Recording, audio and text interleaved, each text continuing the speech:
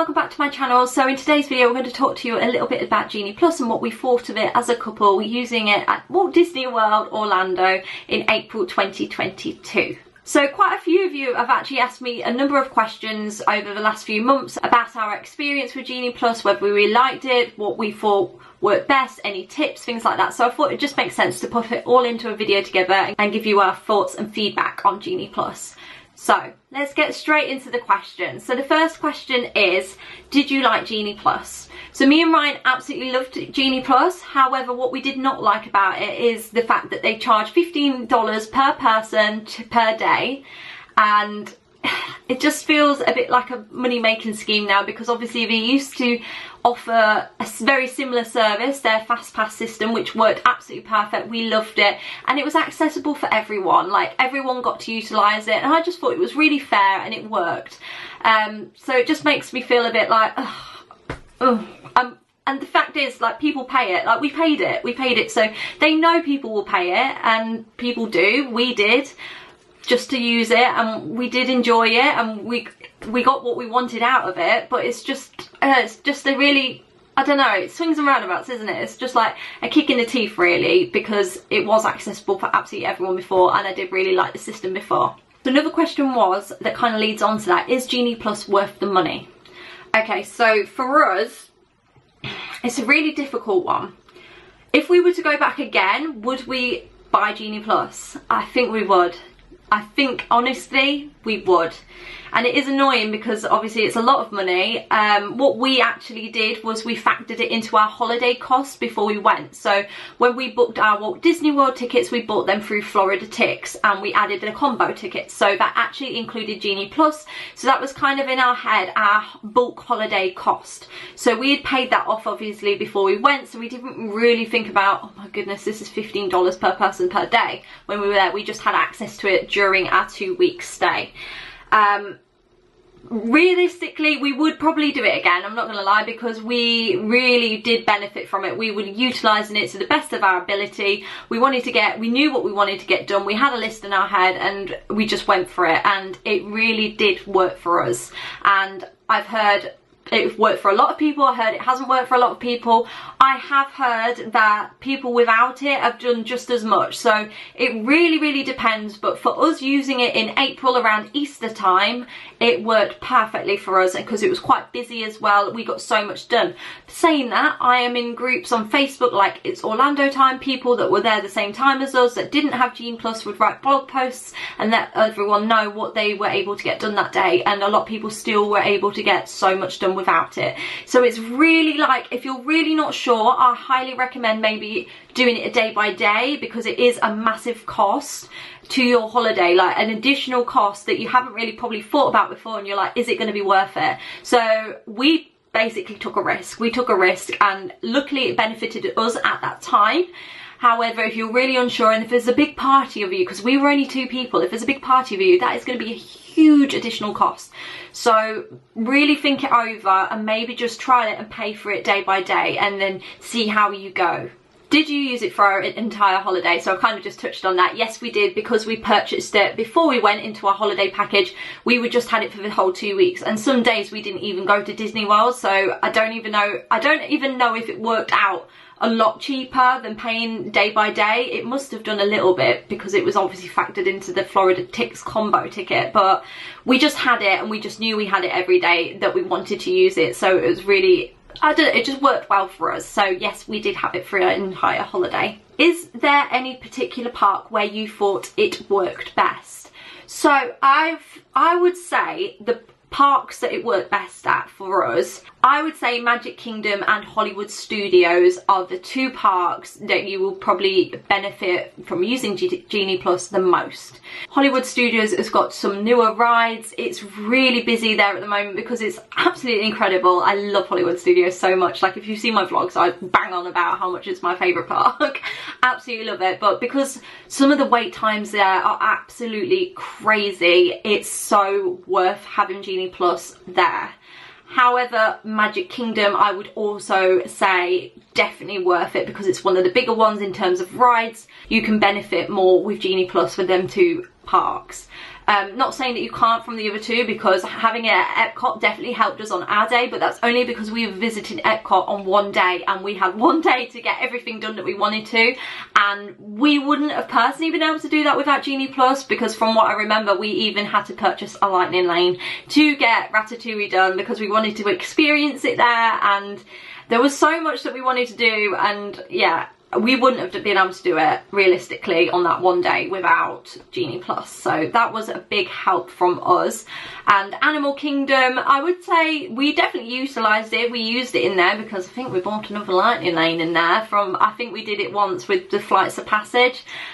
So we definitely utilised it there as well, but obviously there's not as many rides there and you can probably get away with not using it. However, it all depends. Magic Kingdom and Hollywood Studios, I would say, are the two main that you probably benefit from the most. But it all depends on your party, what you want to do, what your favourite park is. Your favourite park might be Animal Kingdom and Epcot, and you might want to spend more time there. So it really, really depends what you want to get out of it, what kind of rides are on your to-do list. Like, I'll say make a spreadsheet. Maybe make a spreadsheet. What are your priorities? What are your party's priorities? Because once you've got that in line and you know what you want to get out of your holiday, what your must-dos are, they can kind of help weigh up. And especially like if you download the Disney World experience, I don't think it's called that anymore, that was back in the day, the Disney World app, I don't think it's called My Experience anymore. If you download the Disney app, you can kind of see, I mean, say like you're going at an end of the month or at the beginning of the month, check the month before, kind of wait times. I know it's not going to be exactly the same, but it gives you an average and you think, oh, then wait times have been like consistently high for X, Y, Z. Maybe it is going to be worth getting Genie Plus because they're some of our priority rides. So it just kind of weigh it up of what you want to get out of your days. Did you buy premium lightning lanes? So I just kind of like mentioned that. Yes, we did, and we tried not to buy a lot.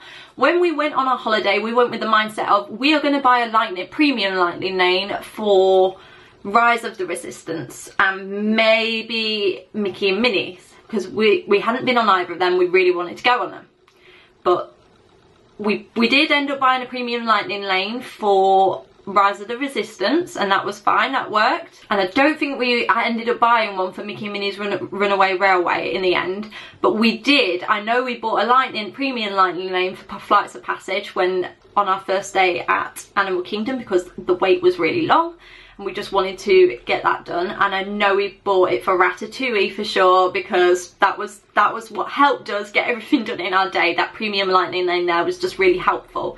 I don't know if there was any more. I think it was just them free, and I say them free, and if anyone doesn't know what a premium lightning lane is, once you've bought Genie Plus, you're then able to purchase premium lightning lanes. So you've got a few rides in each park that are under the premium lightning lane, so you won't be able to book your reservation under the normal Genie Plus with them. If you want to get your essential fast pass with those particular rides, you will have to pay an additional cost per person, and that depends on the day and the prices. So the prices can fluctuate, so anywhere from like £9 to £15 per person per ride. It's so sad how much it costs, but yeah, I remember, I think Rise of the Resistance, when we went, it was a little bit more than the other two, but I think we paid like around £9 for one, or $9, sorry, and like $11 or $12 for the others.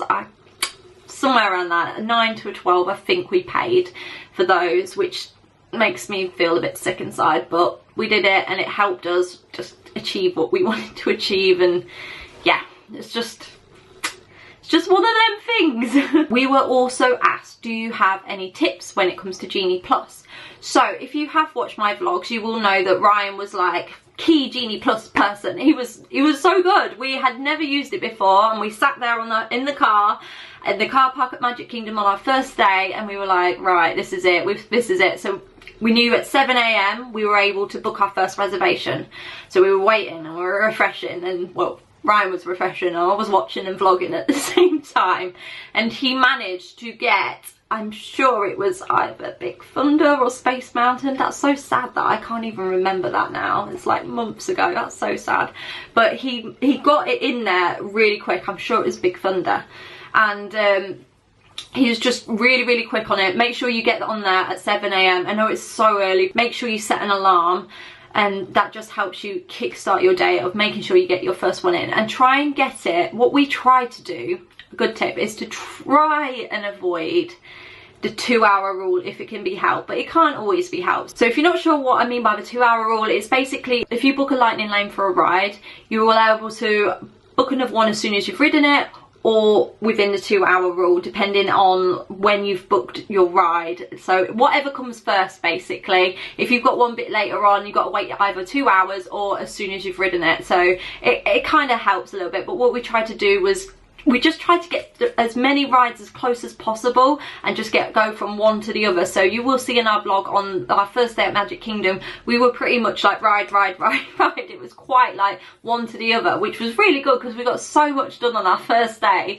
I remember that, it was just like crazy. So it was really good, really full on. We definitely went hardcore on our first day, but we definitely got the most out of Genie Plus. So one of our tips would be to persevere. Don't just, if you see stuff coming up and you're like, I didn't really want Dumbo, or say like we're in Magic Kingdom, I didn't really want Dumbo and I don't really want the carpets or the teacups, like say that's all that's coming up, that kind of thing, and you're like, oh, I'll book one just for the sake of it, and then, you know, wait. Don't do that. Don't do it. Don't do it. I know it's tempting because you're like, oh, I just need to get one in. Don't do it. If you're not keen on doing any of them, don't book for the sake of it. Persevere. What Ryan did throughout the whole trip, which was absolutely phenomenal, is just persevere. So when we're in ride queues and stuff, we'd be chatting along, but it just refreshed. Like, it was fine. Like, I know people think, oh, you're going to be on your phone all the time, but we were just chatting and you'd just be refreshing at the same time, and he'd be like, oh, something's popped up. Like, he'd be like, oh, Haunted Mansion's popped up. Amazing. Like, people cancel their Genie Plus reservations all the time. There's always something that will pop up, so just persevere. If you don't see anything you like there and then, don't click on it. Just keep refreshing, something will come up. Another tip I would say with Genie Plus is to make sure whoever's in charge of Genie Plus is not relying on the Wi-Fi in the parks, because that is not reliable on any level. I only had access to Wi-Fi out in Orlando when we were connected to Wi-Fi. Ryan had set up his phone before we came out to Orlando with I think it was like £10 for the month, and he was able to just use his phone out there like normal, like using his data. So try and see if the person that's going to be controlling the app and using Genie Plus, make sure they've got access to good Wi-Fi or like their own data, because if you're using the park Wi-Fi, it's not reliable. It's really not reliable. So try not to rely on that if it can be helped. If that's the only way you're going to do it, then that's fair enough. Just try and persevere. And another tip I recommend is to customize your tip board if you can, so you can actually select your top experiences or attractions for the day, which will bring it to the top of your tip board. So then when you're searching, that will come up to the top. It saves you scrolling and then be like, oh, there's Frozen Ever After all the way down there. You know for a fact if it pops up, it's going to pop up at the top. That will just save you a hell of a lot of time, because you do not want to be scrolling and it might have gone by the time you get to the bottom or wherever it's sat. So yes, customize your tip board, have a look into that, and yeah, just add whatever your top priorities for the day are really into the top section, and then that way they will always pop up there. It's just a good time saver. So overall, we did really enjoy Genie Plus. It was just a bit of a bummer that we had to pay for it, as everyone else has to. That's the only downside of it. It definitely saved us so much time, and I genuinely don't think we could have got everything done that we wanted to do in the space of time we had without it. But that's only based on our experience around Easter time in April this year. Like I said, everyone has very different experiences, and so many people have done so much without it as well, but that was just based on that trip. So it would be interesting to do it without, just to kind of compare. But just that Epcot day is an example that I will keep pulling out, because obviously we only had the one day there, and we wouldn't have had enough time. We wouldn't have been able to ride Ratatouille basically. that wouldn't have happened, and maybe a couple of other rides wouldn't have happened as well, or like because we wanted to watch the show, we wanted to get a good seat for the show, we just wanted to do so much. And because we don't obviously get to go so much, because it's a very expensive holiday, we just really wanted to make the most of it. And I genuinely think Genie Plus helped us utilise our time and allowed us to fulfil that time and get everything done that we really wanted to do. So we were really chuffed with that. We didn't feel like it was a complete waste. I don't say a complete waste of money, it wasn't a waste of money, because it worked for us. And we did, yeah, we felt like we got on the rides very quick as well. I know it's really gutting for those that are in a standby line, and it is a naff feeling when someone's waited so long and everyone else piles in on the Genie Plus and they're like fast tracking in, and it is naff. But I've been on both sides, because even though we had Genie Plus, it didn't mean that every single ride on our trip were Genie Plus in and fast passing through. There were many times we stood. We stood quite a lot. We queued, but I don't genuinely think we queued longer than, I think it was, well, we queued for Flights of Passage the second time. It was probably an hour and a half, something like that. So I'm happy to queue as well, but I'm happy, I just like the benefit of saving time as well. But I did feel like with Genie Plus, we were never waiting longer than 10 minutes. Like, I don't think we ever waited longer than 10 minutes, to be honest, even with the really long queue. So that is a benefit, but obviously that's because everyone's paid. But I do understand everyone in the standby queue, sorry, that's been waiting such a long time, like Jungle Cruise, I felt guilty. I actually felt guilty. People looked hot and bothered in that queue, and that queue doesn't look nice.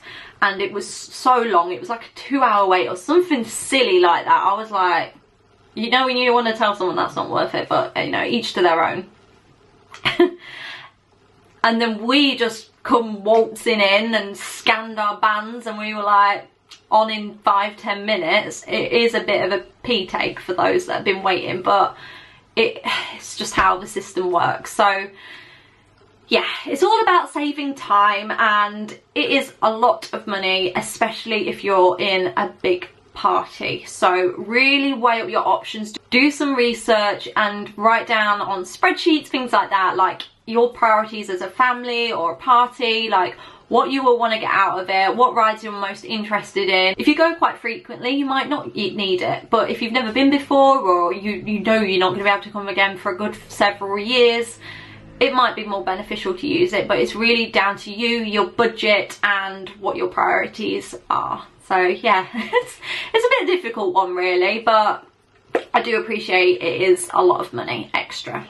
So I'm going to round that one off here. I hope you enjoyed this video. I hope it was kind of informative in some way. Sorry, I go off on tangents and waffle a little bit. I just can't change who I am. My bad. But if you did enjoy this video, give it a little like, and let me know if there's any more videos, what kind of content you want to see from me next, because I feel like I'm rounding up now on the Disney videos. Like, we're done. But I'm really grateful for every one of you that has watched my vlogs and sent so much love, because it's really overwhelming. And the amount of people that have watched them, I was like, oh my goodness, like, you just watched us on our holiday, like, what? But I really appreciate it, and everyone's so kind and lovely, so thanks ever so much. It's really nice to read your lovely comments. But yeah, comment down below if there's any particular content that you want to see from me. I will be coming with all the autumn content pretty soon, I'm not gonna lie. So if you're all about the autumn content, then stick around, and if not, then it's fine. I'll forgive you. Right, take care of yourselves everyone, and I will see you in the next one. Bye!